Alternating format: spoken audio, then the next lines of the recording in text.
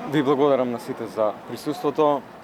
Навистина чувството е пријатно кога присуствуваме на промоција на ваков објект кој што ќе задоволи вистински потреби на граѓаните.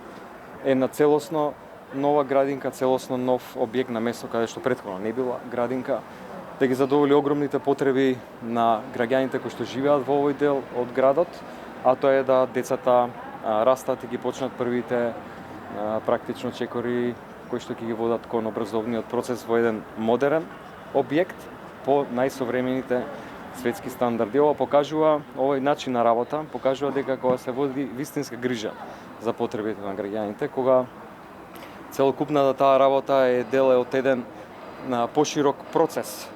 Го вклучувам тука реконструирањето на спортската сала во парк Safe City, понатаму менаџирањето со струјата во општината, осветлувањето. Тоа значи дека видливо пред нас општината расте, се надградува.